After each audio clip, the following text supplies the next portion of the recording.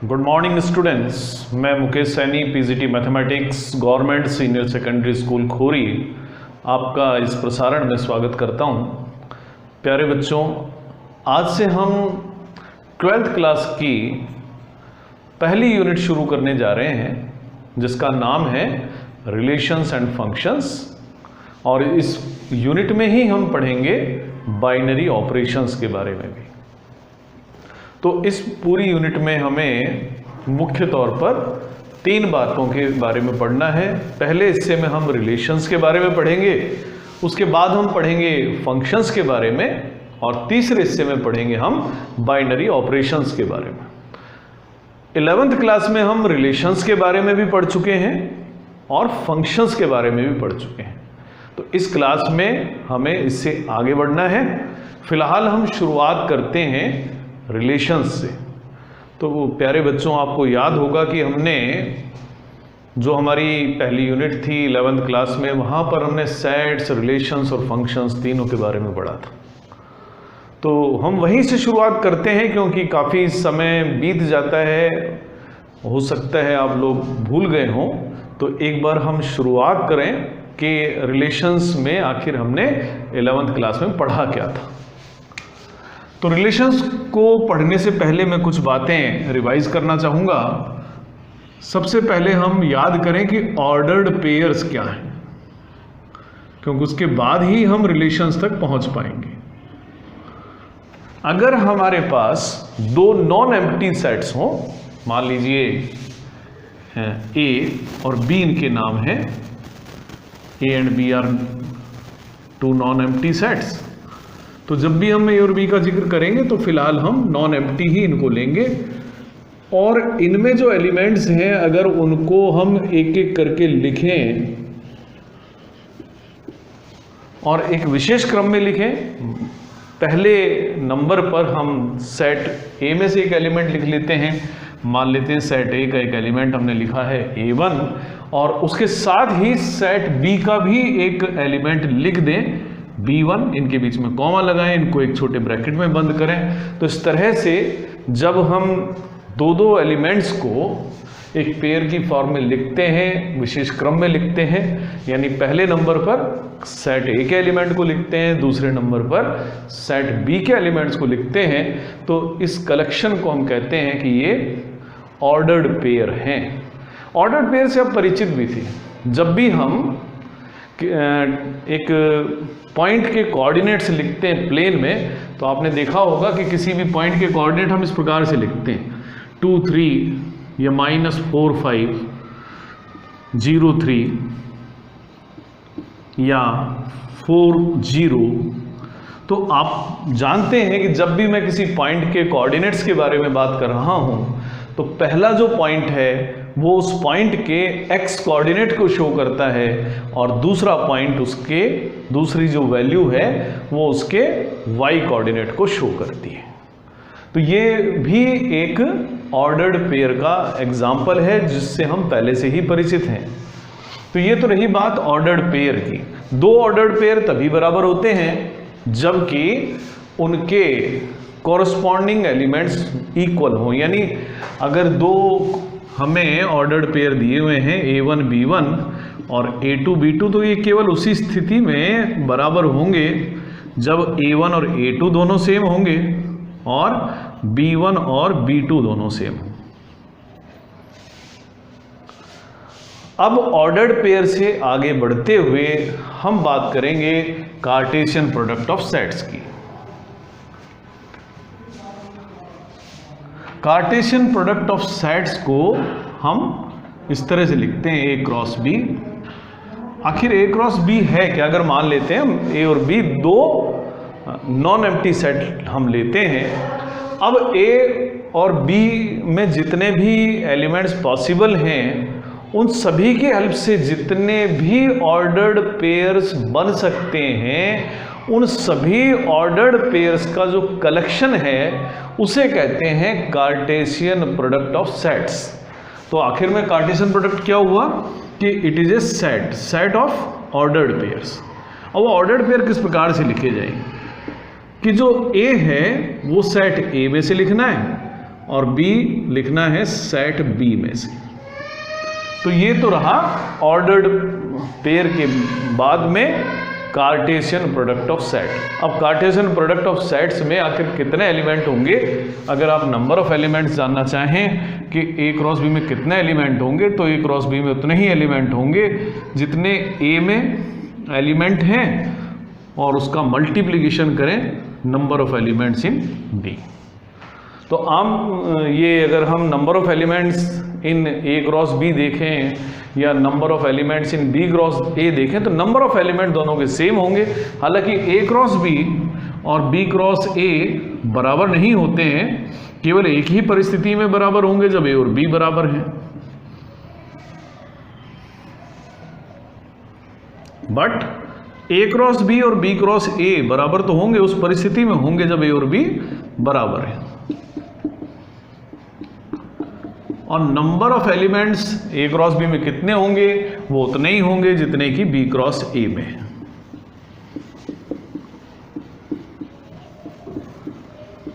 अब बारी आती है कि रिलेशन क्या है, मैथमेटिकल, स्पेशली मैथमेटिक्स में रिलेशन क्या है।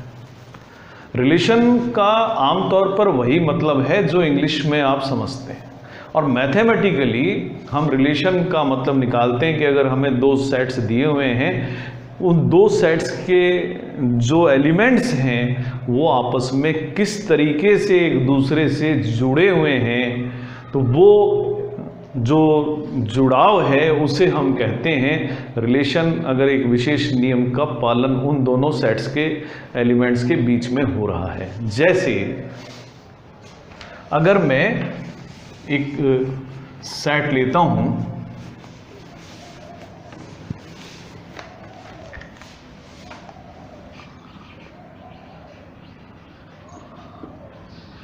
सेट ए में लेता हूं 1, 4 और 9, और सेट बी में मैं ले लेता हूं -1, -2। चलिए मैं दो ही एलिमेंट ले लेता हूं, तो ए क्रॉस बी आप लिख पाएंगे कैसे, 1 and -1, 1 and -2, 4 and -1, 4 and -2, 9 and -1, 9 and -2। तो इन सबका जो कलेक्शन है ये ए क्रॉस बी है, क्योंकि यहां पर ए में 3 एलिमेंट्स थे, बी में 2 एलिमेंट्स हैं, ए क्रॉस बी में 6 एलिमेंट हैं। अब ये जो 6 एलिमेंट्स लिखे हैं हमने, इनमें से अगर आप इन दो पर ध्यान दें, 1 -1 और 4 -2, इन दोनों ऑर्डर्ड पेयर में एक विशेष बात है। विशेष बात जो औरों में नहीं है वो इनमें है। वो क्या है कि यहां पर जो पहले नंबर पर एलिमेंट लिखा हुआ है वो दूसरे नंबर पर लिखे हुए एलिमेंट का एक स्क्वायर है। ऐसा रूल इन दो ऑर्डर्ड पेयर के अलावा कहीं भी नहीं है। तो ये जो हमने इस विशेष प्रकार का जुड़ाव देखा है इन दो ऑर्डर्ड पेयर में, तो ये एक रिलेशन को स्टैब्लिश करता है। और वो रिलेशन क्या है कि पहला एलिमेंट दूसरे एलिमेंट का स्क्वायर है। तो अगर मान लीजिए मैं एक ऐसा कलेक्शन बनाऊं जिसमें ए बी जैसे ऑर्डर्ड पेयर हैं, तो such that A is equal to square of B, तो इसे मैं एक रिलेशन कहूंगा जहां ए लेना है सेट ए से, बी लेना है सेट बी से। तो ये जो हमने कलेक्शन बनाया है इसी ए क्रॉस बी में से निकालकर, तो ये जो छोटा कलेक्शन है, फिलहाल ये बराबर भी हो सकता है, तो ये एक रिलेशन है। रिलेशन बहुत सारे हो सकते हैं ए क्रॉस बी में, तो असल में जो रिलेशन है वो ए क्रॉस बी में से ही क्योंकि लिया जाना है, तो एक रिलेशन सेट ए से सेट बी में सबसेट होता है ए क्रॉस बी का। तो एक बार फिर हम याद दिला दें, a relation from set A to set B is a subset of A cross B. तो relation from set A to set B is a subset of A cross B, यानी आमतौर पर इसको लिखेंगे कि relation is a subset of A cross B. अब यहां पर एक प्रश्न ये भी उठता है कि अगर रिलेशन ए क्रॉस बी से ए से बी में कोई रिलेशन डिफाइन हो रहा है तो आखिर ए से बी के बीच में हम रिलेशन कितने डिफाइन कर सकते हैं। मान लीजिए कि सेट ए में m एलिमेंट हों और सेट बी में n एलिमेंट्स हों, तो number of elements in A cross B m into n होगा। और हमने ये पढ़ा क्योंकि जो रिलेशन है वो सबसेट है ए क्रॉस बी का, और हम ये पढ़ चुके हैं सेट्स में कि अगर किसी सेट में नंबर ऑफ एलिमेंट्स हैं n तो उसके नंबर ऑफ सबसेट्स 2n होंगे। तो इसी कारण से number of relations from set A to set B is 2n। Number of possible relations from set A to set B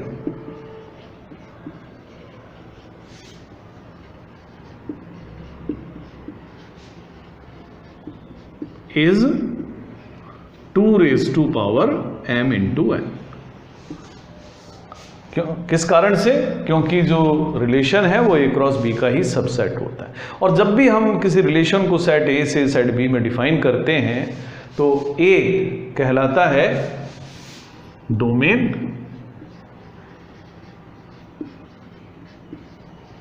और बी कहलाता है कोडोमेन।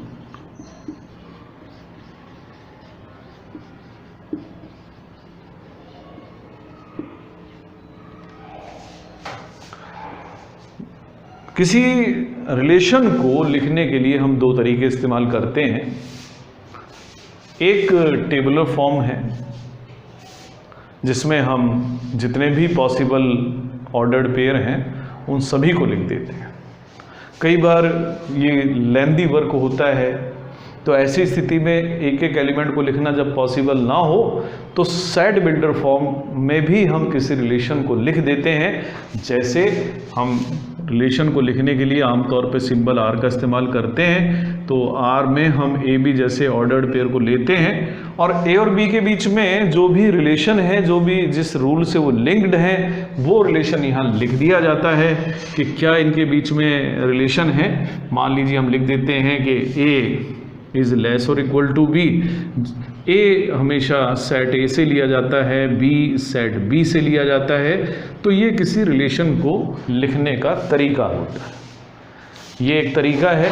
और जब दो एलिमेंट्स को हम कहते हैं कि एक दूसरे से रिलेटेड है तो हम इस तरह से लिख देते हैं कि अगर ए का रिलेशन बी से है तो उसको लिखने के दो तरीके हैं। या तो हम लिख देते हैं कि ordered pair A B R में है, इसे कहते हैं कि ordered pair A B belongs to R, या हम ये भी कह देते हैं कि element A is related with element B. आपको ये बात जरूर याद रखनी चाहिए कि जब भी हम सेट्स के एलिमेंट्स को लेते हैं तो यूजुअली हम स्मॉल लेटर्स से उनको डिनोट करते हैं। तो ये सारी बातें हमने 11th क्लास में पढ़ ली थी। वहाँ हमने डोमेन और रेंज कैसे फाइंड करते हैं, ऑर्डर्ड पेयर की फॉर्म में, टेबुलर फॉर्म में, सेट बिल्डर फॉर्म में रिलेशन को कैसे लिखते हैं, वो बातें भी हमने सीखी थी। और अब भी हम कुछ एग्जाम्पल्स के द्वारा एक बार फिर उनको सीखेंगे। इस क्लास में 12th क्लास में जो हमारा काम है वो है कि हम टाइप्स ऑफ रिलेशंस पढ़ें। तो शुरुआत करते हैं कि कौन कौन से रिलेशंस हैं जो यूजुअली 12th क्लास में पढ़ते समय हमें काम में आएंगे। तो शुरुआत करते हैं टाइप्स ऑफ रिलेशंस की।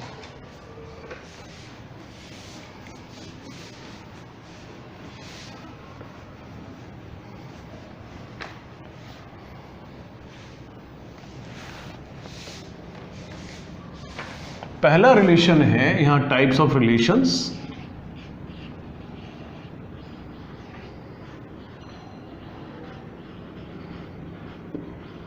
तो पहला जो रिलेशन हम पढ़ रहे हैं दैट इज एम्प्टी रिलेशन या वॉइड रिलेशन।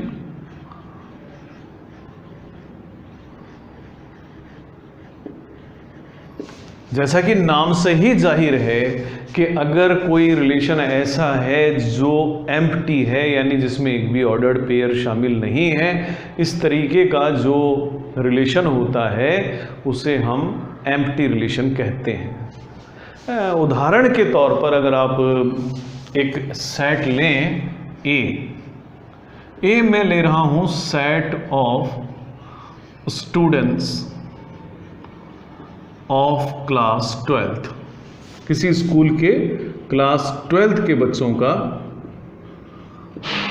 सेट हमने लिया, और एक रिलेशन में ले रहा हूं जो सेट ए में ही डिफाइन है, और उसको मैं लिख रहा हूं कि आर एक रिलेशन है जिसमें ए बी जैसे ऑर्डर्ड पेयर हैं, सच दैट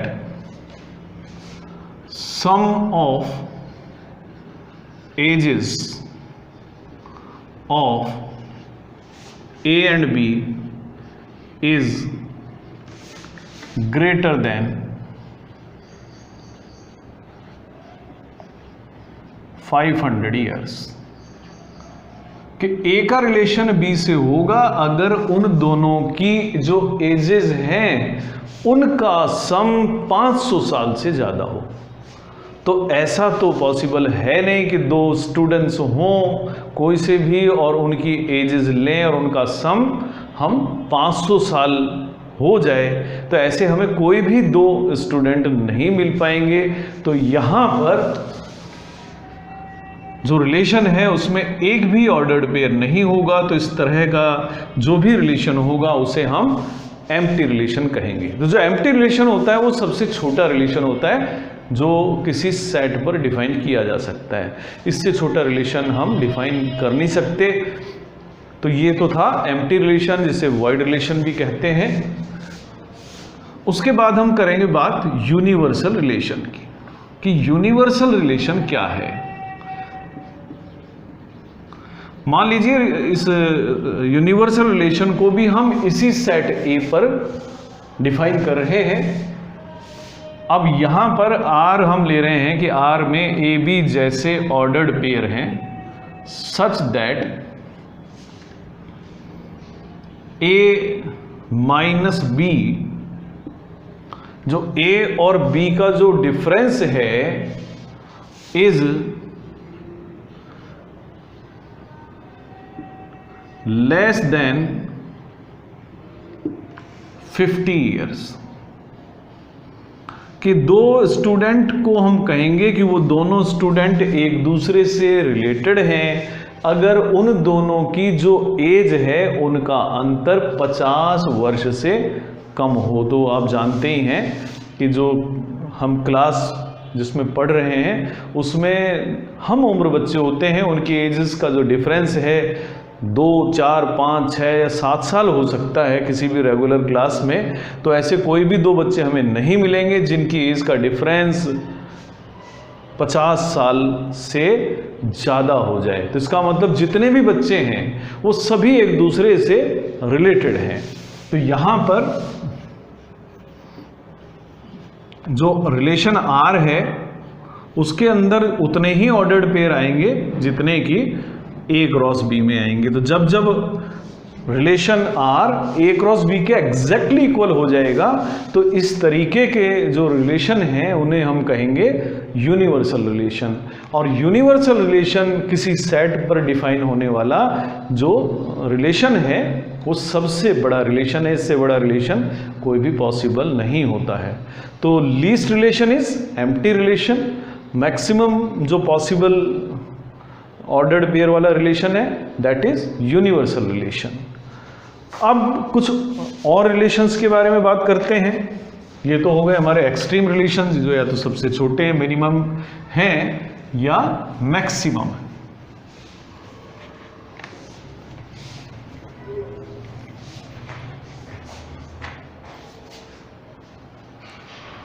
अब हम बात करेंगे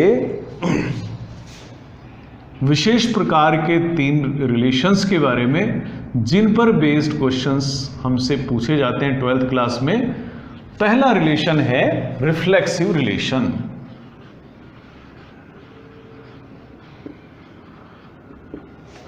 तो रिफ्लेक्सिव रिलेशन आखिर है क्या, एक बार हम देखते हैं। अगर किसी सेट ए के अंदर हम बात करें, सेट ए में जितने भी पॉसिबल एलिमेंट्स हैं वो सभी अगर एक दूसरे के साथ में रिलेटेड हैं, उस रूल से, जो भी रूल डिफाइन किया गया है उस रिलेशन के लिए, तो हम कहते हैं कि ये जो रिलेशन है वो रिफ्लेक्सिव रिलेशन है। कैसे लिखेंगे कि ए रिलेशन, अब रिलेशन जब एक होता है तो आमतौर पर आर से डिनोट कर देते हैं। R in set A is reflexive. किसी रिलेशन को हम कहेंगे रिफ्लेक्सिव है इफ फॉर ईच ए, जितने भी उसके अंदर एलिमेंट हैं जो सेट ए में है, ए बिलोंग्स टू ए, यानी जितने भी एलिमेंट हैं सबका अपने आप से रिलेशन होना चाहिए। या इसको हम ये भी कह देते हैं कि ए नाम का जितने भी एलिमेंट्स हैं उसमें ए, उनके लिए ए नाम का ऑर्डर्ड पेयर रिलेशन में होना चाहिए। अगर एक भी एलिमेंट हमें ऐसा मिलता है, चाहे वो इनफाइनाइट नंबर ऑफ एलिमेंट्स के लिए ये रिलेशन ट्रू हो, लेकिन अगर एक सिंगल एग्जाम्पल भी हमें मिल जाता है कि ये एलिमेंट अपने आप से रिलेटेड नहीं है, तो हम कहते हैं कि ये रिलेशन सिर्फ रिफ्लेक्सिव नहीं है। तो रिफ्लेक्सिव की क्या पहचान है कि जिस भी सेट पर आप रिलेशन को डिफाइन कर रहे हैं उस सेट का हर एलिमेंट अपने आप से रिलेट हो जाना चाहिए। अब आती है अगले रिलेशन की बारी। दूसरा है सिमेट्रिक रिलेशन। अच्छा, एक एग्जाम्पल की बात भी करते हैं। जैसे हम एक नेचुरल नंबर्स का सेट ले लेते हैं, on the set of natural numbers, और हमने एक रिलेशन डिफाइन किया है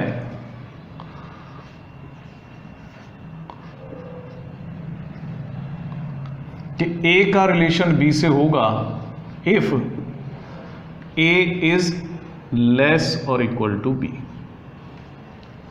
या आप इसको ऐसे भी कह सकते हैं कि एक रिलेशन अगर ऐसा लिखा जाता है जिसमें ए बी जैसे ऑर्डर्ड पेयर होंगे और ए लेस और इक्वल टू बी होगा, जहां ए और बी दोनों नेचुरल नंबर हैं, तो इस प्रकार का रिलेशन जो भी होगा वो रिफ्लेक्सिव रिलेशन होगा, क्योंकि हर एलिमेंट अपने आपके बराबर होता है, स्वयं के बराबर होता है, तो हर एलिमेंट अपने आप से रिलेटेड ज़रूर होगा। तो इस तरीके का जो रिलेशन है वो रिफ्लेक्सिव रिलेशन है। इसी तरीके से अगर मैं सेट ऑफ कॉन्ग्रेंट ट्रायंगल्स को सेट ए का नाम दे दूं और उस सेट में एक रिलेशन डिफाइन करूं कि एक ट्रायंगल का रिलेशन दूसरे ट्रायंगल से होगा अगर वो दोनों कॉन्ग्रेंट ट्रायंगल्स हैं, तो आप जानते हैं कि हर ट्रायंगल अपने आप के तो कॉन्ग्रेंट होगा ही होगा। तो इस तरीके के रिलेशन को हम कहेंगे रिफ्लेक्सिव रिलेशन। अब बारी आती है अगले रिलेशन की। अगला जो रिलेशन है वो है सिमेट्रिक रिलेशन।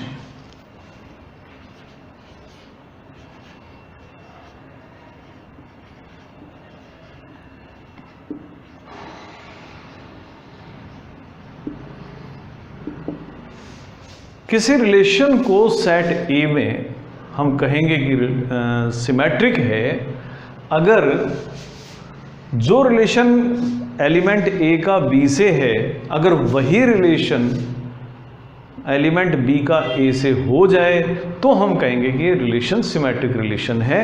तो इस पर आप लिख सकते हैं कि रिलेशन आर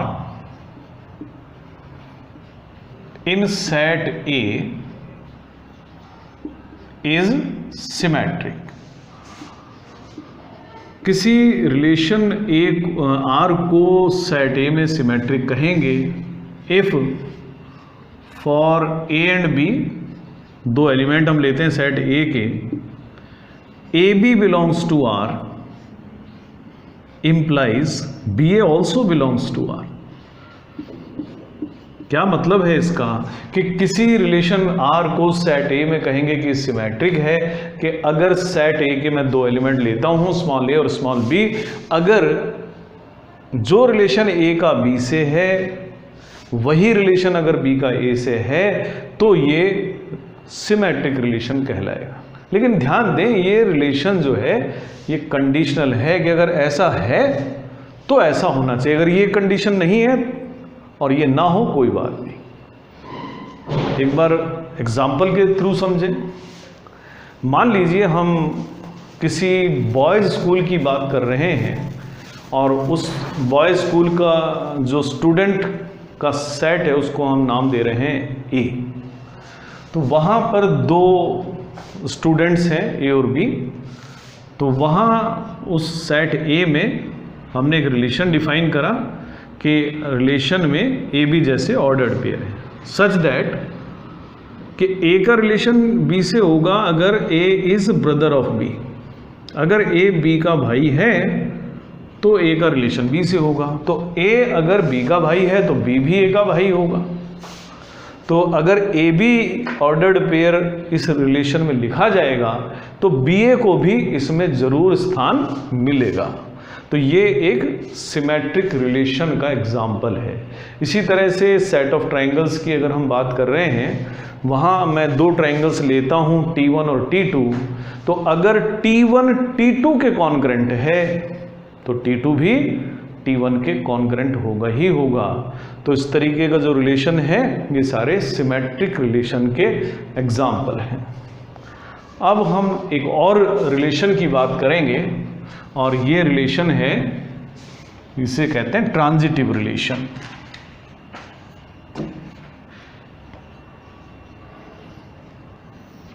ट्रांजिटिव रिलेशन, हम सेट ए की ही बात कर रहे हैं। मान लीजिए सेट ए पर हम बात कर रहे हैं, तो उस रिलेशन को किसी रिलेशन को, ए रिलेशन जिसका नाम हम आज दे रहे हैं इन set A is called transitive. तो किसी रिलेशन को ट्रांजिटिव कहेंगे, कब कहेंगे एक बार समझते हैं।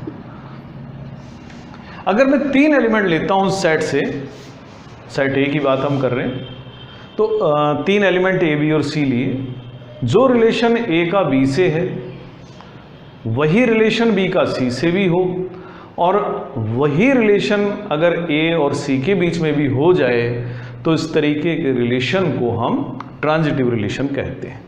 तो आप लिखेंगे ऐसे कि relation R in set A is transitive if for three elements A B and C which are from set A, अगर ए बी आर में है, बी सी भी आर में है, तो ए सी भी आर में हो। यानी जो रिलेशन ए का बी से है, बी का सी से है, अगर वही रिलेशनशिप ए और सी के बीच में भी हो जाती है तो इस तरीके के रिलेशन को हम ट्रांजिटिव रिलेशन कहते हैं। उदाहरण के तौर पर अगर हम मैथमेटिकली एग्जाम्पल की बात करें तो इन सेट ऑफ ट्राइंगल्स कॉन्ग्रेंसी की हम बात कर रहे थे। एक ट्राइंगल T1 को हम कहेंगे कि T2 से रिलेटेड है इफ दे आर कॉन्ग्रेंट। तो T1 अगर T2 के कॉन्ग्रेंट है तो T1 T2 नाम का ऑर्डर्ड पेयर R में होगा। अगर T2 और T3 नाम के दो ट्राइंगल्स कॉन्ग्रेंट हैं तो हम कहेंगे T2 और T3 भी R में होगा। और इसका मतलब होगा कि T1 T2 के कॉन्ग्रेंट है और इसका मतलब होगा T2 T3 के कॉन्ग्रेंट है। इसका मतलब ये भी हुआ कि T1 और T3 भी एक दूसरे के कॉन्ग्रेंट हैं। तो T1 और T3 भी कॉन्ग्रेंट हो गए, इसका मतलब ये जो रिलेशन है ये एक ट्रांजिटिव रिलेशन है।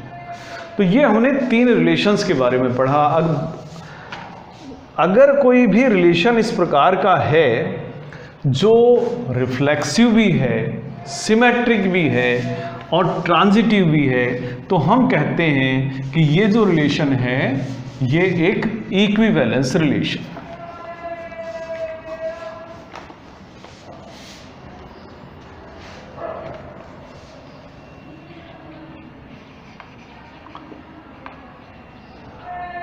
तो किसी रिलेशन को हम कहते हैं कि वो इक्विवेलेंस है, तो अगर उसमें 3 कंडीशंस पूरी होती हैं तो उसको इक्विवेलेंस रिलेशन कहा जाएगा।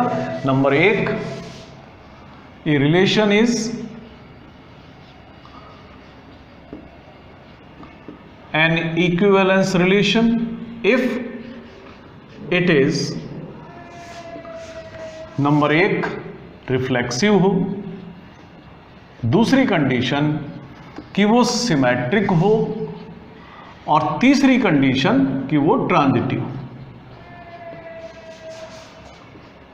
तो जो भी रिलेशन इन तीनों कंडीशंस को पूरा करता है, यानी रिफ्लेक्सिव भी हो, सिमेट्रिक भी हो और ट्रांजिटिव भी हो, तो इस तरीके के रिलेशन को हम कहते हैं कि वो एक इक्विवेलेंस रिलेशन है। तो आइए कुछ उदाहरण के माध्यम से हम समझने की कोशिश करते हैं कि कैसे ये हमें रिलेशंस मिलेंगे। एक उदाहरण मैं आज लेना चाहूँगा क्योंकि समय हमारे पास कम है। अगर एक सेट है A जिसमें 3 ही एलिमेंट हैं 1 2 3, इस सेट A पर एक रिलेशन डिफाइन किया गया है जिसमें 1 1 2 2 3 3 1 2 2 3, ये ऑर्डर्ड पेयर हैं। हमें बताना है कि क्या ये रिफ्लेक्सिव है, सिमेट्रिक है और ट्रांजिटिव है। पहली बात, रिफ्लेक्सिव तब होगा कि जब सेट A का हर एलिमेंट अपने आप से रिलेटेड हो जाए, यानी 1 का रिलेशन 1 से हो जाए, 2 का 2 से और 3 का 3 से। तो हर एलिमेंट सेट A का अपने आप से रिलेट हो चुका है, इसलिए ये रिफ्लेक्सिव रिलेशन है। तो as AA belongs to R for each A in set A, therefore R is reflexive. इसलिए कहते हैं कि R रिफ्लेक्सिव। अब सिमेट्रिक है या नहीं है, हमने देखा यहाँ एक ऑर्डर्ड पेयर है 1 2, लेकिन 2 1 यहाँ नहीं है, तो ये सिमेट्रिक नहीं है, तो इट इज नॉट सिमेट्रिक। एक एग्जाम्पल देना ही काफी है अगर इस तरह की स्थिति आती है। क्यों नहीं है? As 1 2 belongs to R but 2 1 is not in R। 1 का रिलेशन तो 2 से है लेकिन 2 का 1 से नहीं है। इसी तरह से ट्रांजिटिविटी की बात करें, 1 का रिलेशन 2 से है, 2 का 3 से है। अगर 1 का 3 से होता है तो हम ट्रांजिटिविटी इसको मान लेंगे, लेकिन यहाँ 1 का 3 से रिलेशन नहीं है, तो ये ट्रांजिटिव भी नहीं है। तो it is not transitive as, तो उसके लिए हम एग्जांपल दे देते हैं क्यों नहीं है। 1 2 belongs to R, 2 3 belongs to R, but 1 3 not belongs to R।